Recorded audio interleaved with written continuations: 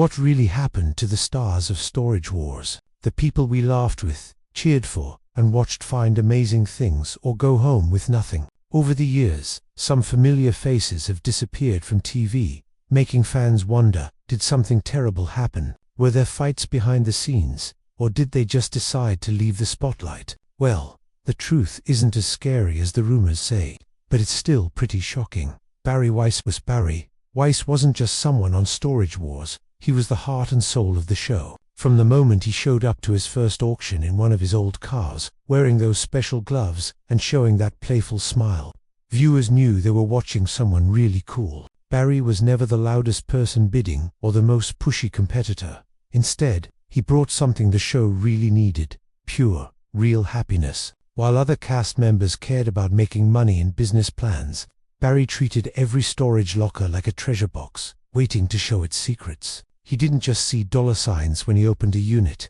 he saw stories, history, and adventure. When he found an old jukebox, he'd spend more time talking about the music it used to play than figuring out how much money he could make from it. When he found old collectible items, his eyes would light up like a kid on Christmas morning. Barry understood that the real treasure wasn't always what you could sell. Sometimes it was just the excitement of not knowing what you'd find next. His way of doing the show was really different and refreshing. Barry had already made his money in the fruit and vegetable business long before Storage Wars came along. The auctions weren't about surviving for him, they were about having fun. This freedom let him take chances others wouldn't dare take, bid on units that looked worthless and walk away from sure things just because. They didn't make him curious. Viewers loved this about him, because it reminded them why they fell in love with the show in the first place: the excitement of finding something cool. Barry's personality made even the most boring finds fun to watch. He could turn a box of old books into an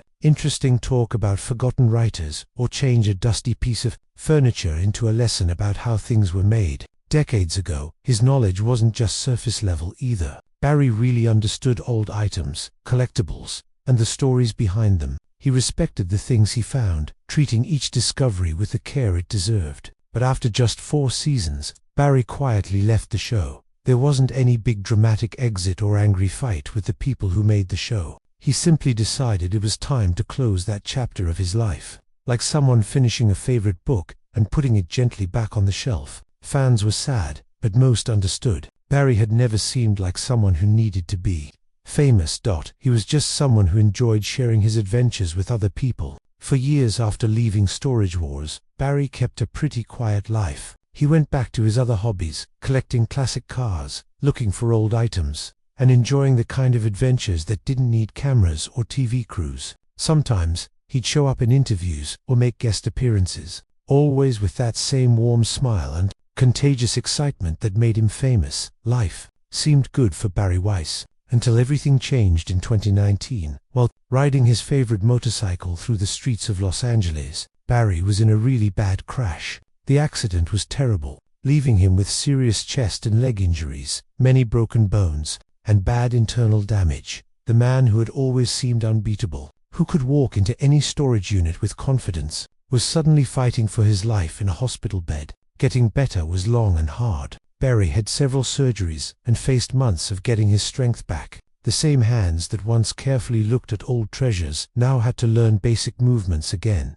The legs that carried him through countless auctions had to remember how to walk without pain. For someone who had lived such an active, adventurous life, being forced to stay still must have been really hard. But Barry's spirit, the same one that made him loved by Storage Wars fans, got him through. He treated getting better with the same patience and curiosity he once brought to storage lockers. Instead of rushing things or getting frustrated with setbacks, he treated healing like another adventure, taking it one day at a time. When Barry eventually started making public appearances again, fans were excited to see him. His sense of humor was still there, his smile still warm, but there was something different about how he moved. He moved a little more carefully, spoke a little more thoughtfully. The accident had changed him, but it hadn't broken his spirit. Dave Hester. If Storage Wars was a poker table, Dave Hester was the guy who slammed his chips down with a grin just to make everyone else nervous. From the very first episode, he was the man you loved to hate.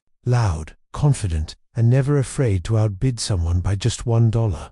Dave loved competition. His famous "Yup, became both his signature and something that annoyed the other bidders. He wanted the best locker, the most profit, and the last word. But in 2018, Dave's story took a sharp turn. Late one night, he had a stroke that left him having trouble speaking and moving. Instead of standing in front of a storage unit, he was lying in a hospital bed facing weeks of getting better.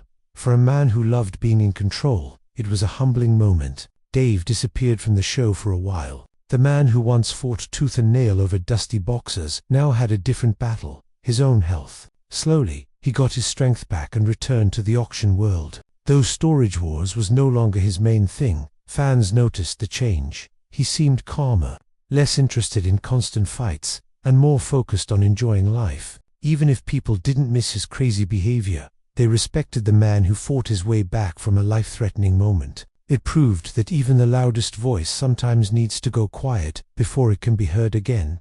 Ivy Calvin.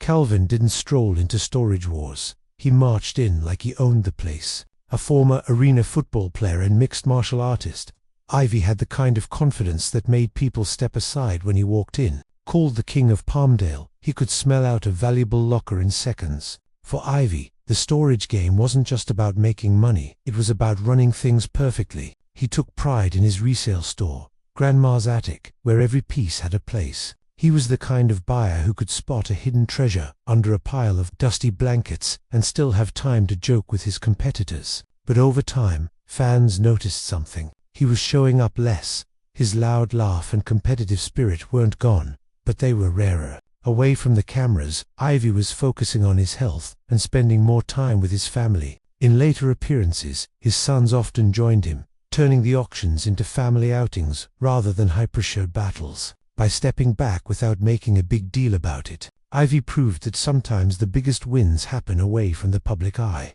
Daryl Sheets. Barry Weiss was the cool uncle. Daryl Sheets was the wild older cousin who would bet his last dollar just for the thrill of winning. Called the gambler, Daryl lived up to his name, always chasing the big score. He didn't mind throwing serious money at a locker if he thought it might hide something amazing. His son Brandon often appeared alongside him, learning how to take smart risks and sometimes learning why he shouldn't.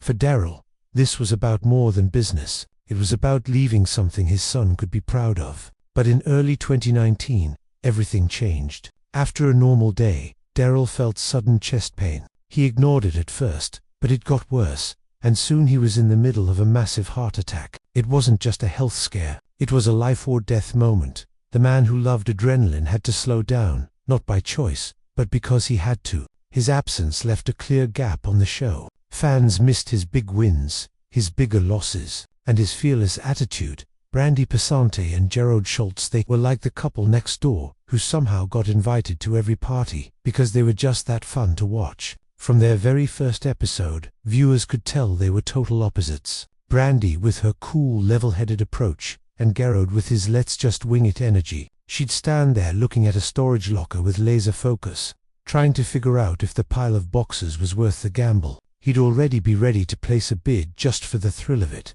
That push and pull was what made them fun. You could practically see Brandy rolling her eyes as Gerard went after something questionable, and you could see Gerard's grin when she turned out to be right. They had a way of balancing each other. He brought excitement, she brought caution. Together they made decisions that sometimes worked out perfectly, and other times, not so much. On the show, they ran their own thrift store now and then, turning their finds into cash. But behind the laughter and arguing, things were changing away from the cameras. Their relationship was going through rough waters. By 2020, the news quietly slipped out. They had broken up. There was no dramatic on-screen blowout, no public war of words. It just happened. Later, Brandy hinted that the relationship had been far from easy. She didn't give all the details, but the little she shared made it clear it had been complicated and painful. After the split, Brandy shifted her focus to her children and away from the demanding filming schedule. Gerard, for his part,